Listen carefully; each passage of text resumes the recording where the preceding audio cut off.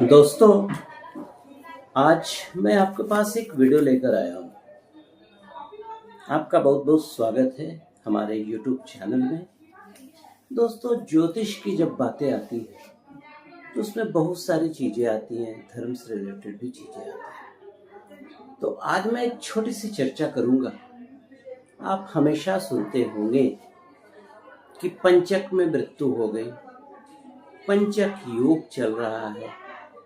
तो ये पंचक होता क्या है, आज मैं उस पर चर्चा करूंगा आपसे।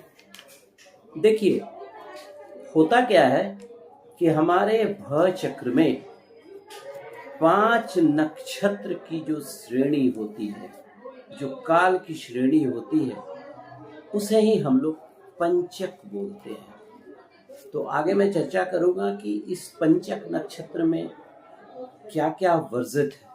तो सबसे पहले चर्चा करता हूं कि ये पंचक नक्षत्र होता क्या है या कौन से नक्षत्र पंचक नक्षत्र में आते हैं। तो देखिए, इसमें 5 नक्षत्र घनिष्ठा, शतभिषा, पूर्व भाद्रपद, उत्तरा भाद्रपद और रेवती नक्षत्र जो हैं, ये पंचक नक्षत्र की श्रेणी में आते हैं। अब इसमें क्या होता है कि 4.5 नक्षत्र ही पंचक की श्रेणी में आते हैं। 4.5 नक्षत्र।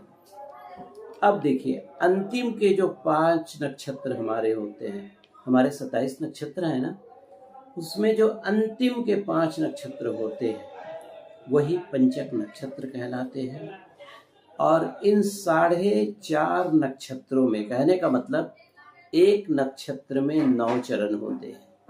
तो 4.5 नक्षत्र जो हो गए, तो 4.5 नक्षत्र में एक जो नक्षत्र होगा वो 2 चरण का ही होगा। तो 18 चरण जो होते हैं कुंभ के, और 18 चरण मीन राशियों में होते हैं।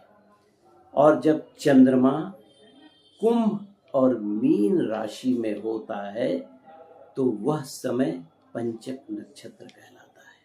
क्लियर? अब आइए, होता क्या है कि पंचक नक्षत्र की गणना हम लोग करते कैसे हैं। देखिए, चंद्रमा जब घनिष्ठा के तृतीय चरण में प्रवेश करता है, क्योंकि एक नक्षत्र के 4 चरण होते हैं, प्रथम चरण, द्वितीय चरण, तो घनिष्ठा से ये शुरू होता है। घनिष्ठा के तृतीय चरण में प्रवेश करता है। उसके बाद घनिष्ठा के 2 चरण, शतभिषा नक्षत्र के 4 चरण, पूर्वा भाद्रपद के 4 चरण, उत्तरा भाद्रपद के 4 चरण और रेवती के 4 चरण। ये टोटल 18 चरण जो होते हैं, ये पंचक नक्षत्र कहलाते हैं। अब एक सवाल होता है कि पंचक का जो नक्षत्र है वो कितने दिन तक रहता है। इनफैक्ट पंचक का जो नक्षत्र रहता है, ये 4.5 नक्षत्र जो होते हैं 4.5 दिन तक रहते हैं। यूजुअली एक नक्षत्र एक दिन में एक नक्षत्री होता है। ठीक है? तो आइए, कभी कभी क्या होता है कि ये जो पंचक नक्षत्र होते हैं, वैसे तो यूजुअली महीना में एक बार ही आते हैं, लेकिन कभी कभी ये 2 बार भी आते हैं।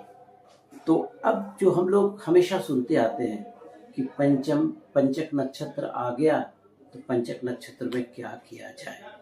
तो देखिए, पंचक नक्षत्र में कुछ चीजें वर्जित होती हैं। पंचक नक्षत्र में कुछ चीजें वर्जित होती हैं।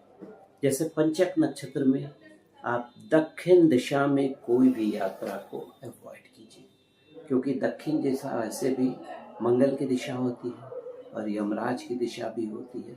और ज्योतिष के अनुसार इस नक्षत्र को हम लोग थोड़ा सा अच्छा नहीं मानते हैं। मकान पर अगर छत की ढलाई आप करवा रहे हैं, तो जब पंचक नक्षत्र का योग हो, इन चीज़ों को आप रोक देंगे। उसके अलावा जो सबसे इम्पोर्टेंट चर्चा में होता है, प्रेत दाह परिहार, इसे हम लोग बोलते हैं प्रेत दाह परिहार। अगर किन्हीं की भी मृत्यु पंचक नक्षत्र में होती है, तो 5 पुतला जो होता है उस शैया के साथ जलाया जाता है, तभी वो प्रेत परिहार का जो दोष होता है वो खत्म हो जाता है। उसके अलावा लकड़ी का संचरण नहीं करना है उस समय। और खाट पलंग बनाना या बुनना बिल्कुल ही वर्जित है इस पंचक नक्षत्र में। तो दोस्तों, एक छोटा सा प्रयास था पंचक नक्षत्र पे प्रकाश डालने का। अगर मेरा वीडियो आपको अच्छा लगे तो लाइक कीजिएगा, सब्सक्राइब कीजिएगा और शेयर भी करना मत भूलिएगा। आगे फिर और कुछ वीडियो में आपसे मिलूंगा। नमस्कार।